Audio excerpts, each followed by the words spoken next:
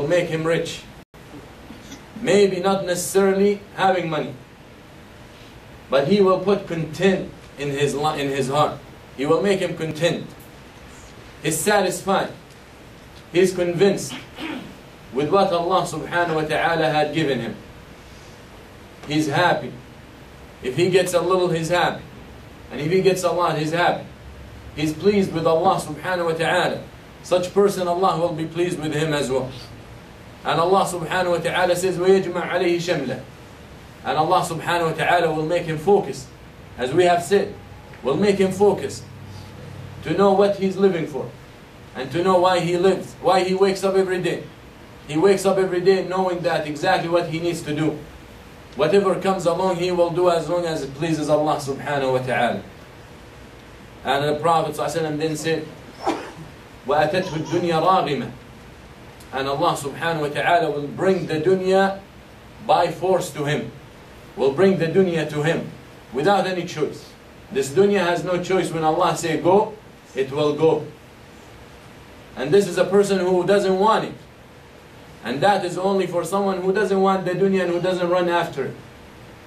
That is why one of the main things that make people go away from Allah, make people neglect their obligations, make people forget about pleasing Allah, is the dunya. You tell him, why don't you pray? He tells you, I'm busy making money. I need to survive. I need to pay the bills. I have fees and I have bills and I have kids and I have this and I have that. The dunya takes him away from Allah subhanahu wa ta'ala. So the Prophet ﷺ said, he who comes to the dunya, he who doesn't want the dunya and makes the akhirah in his heart, Allah will bring the dunya under his feet. Raghima. Allah will bring this dunya to his feet without any choice from this dunya.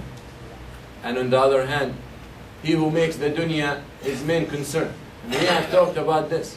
And here the Prophet ﷺ give you the summary. He who makes this dunya his main purpose, Allah subhanahu wa ta'ala will make his poverty between his eyes. That means whatever he gets is never satisfied. Poverty is right in front of his eyes. If I could say, and maybe this is my own ijtihad, and I never read it anywhere, maybe someone talked about it, but imagine when Allah puts poverty right in front of your eyes. Anything right in front of your eyes, you can't see beyond. It's blocking your eyes. You can't see anywhere. So maybe you have the whole dunya, but because there is poverty in front of your eyes, that's all you see. Subhanallah. So be aware of that. That is why they make millions and millions and they're not satisfied. And they're not content. That is poverty. That is when people don't want the akhirah. That is when people want the dunya. No one will ever get the whole dunya. No one will get the whole dunya. And that is even if they are not satisfied, if they even get the whole dunya, they will not be satisfied. They will not.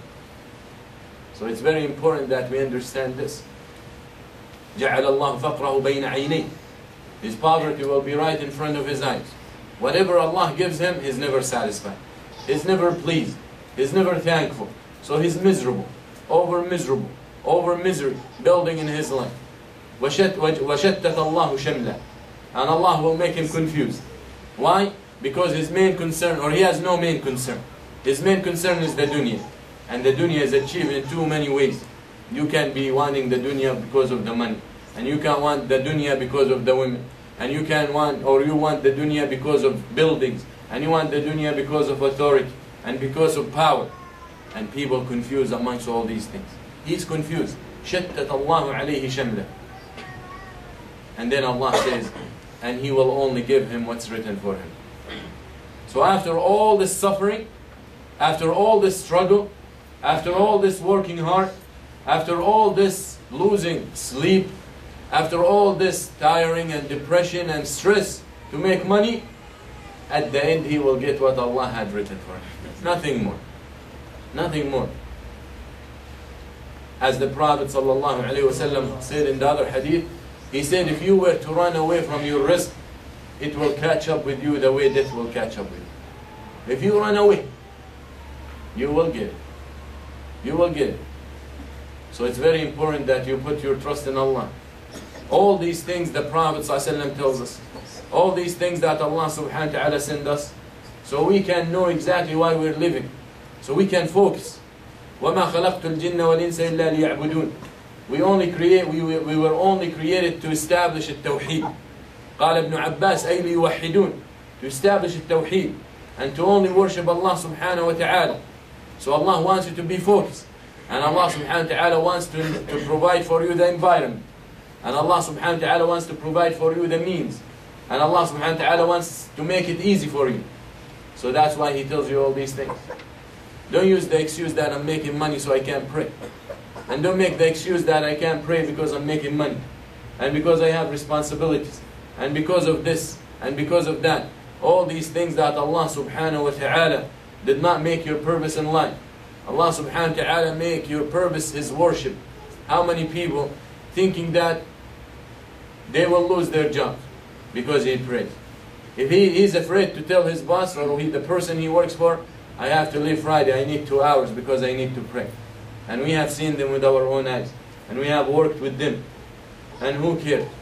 And they don't pray Jumu'ah for years because he's worried if his boss will know, he will fire him. Or if he asks for it even, he won't even have the guts to ask for it. He won't even make the initiative to ask for it. And all this problem in Aqeedah. And all these are things, are problems and deficiencies in the faith and in the attitude. Because there is no real trust in Allah subhanahu wa ta'ala. There is no real dependence on Allah subhanahu wa ta'ala. We attach our hearts to everything except Allah subhanahu wa ta'ala. And that is why this happens to us. That is why we are afraid of everything. That is why we are afraid even of the air. And you hear about the flu. And you hear about that. And you hear countries cancelling al-Hajj. And all this. And even they were thinking about cancelling al-Hajj. We need to put our trust in Allah. I don't say go through yourself in disease. And I don't do that. But whatever gonna happen to you, it will happen to you even if you're at home. And actually the chance to get that disease staying in the United States is higher than going for Hajj. And Hajj and people making Umrah every day, thousands and hundreds of thousands of people. How many cases are reported? Compared to a small country of how many, or a state, or a city, or a school. But that is the lack of trust. And the lack of putting dependence or trust in Allah subhanahu wa ta'ala.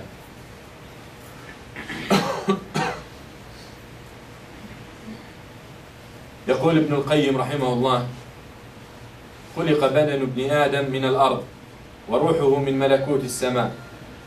أو خلق الله بدن ابن آدم من الأرض وروحه من ملكوت السماء وقرن بينهما، فإذا أجاع بدنه وأفقره وأقامه في الخدمة وجدت روحه خفة وراحة، فتاقت إلى الموضع الذي خلقت منه واشتاقت إلى عالمها العلوي.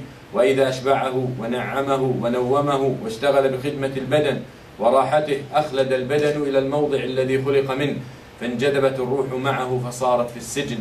فلولا أنها ألفت السجن وتعودت عليه لاستغاثت من ألم مفارقتها وانقطاعها عن عالمها العلوي الذي خلقت منه، كما يستغيث المعذب. وبالجملة فكلما خف البدن لطفت الروح وخفت وطلبت عالمها العلوي. يقول ابن القيم رحمه الله that Allah subhanahu wa ta'ala created your body from dirt, from the earth, from the low. And He created your ruh from top. And whatever you nourishes, and whatever you take and you give preference for, and whatever you raise and you build and you give more attention to, that will be on the account of the other. So the stronger you give your ruh what it needs from the obedience of Allah subhanahu wa ta'ala, from worshipping Allah, from fulfilling the purpose of Allah, from fulfilling the commands of Allah, that is food for your ruh.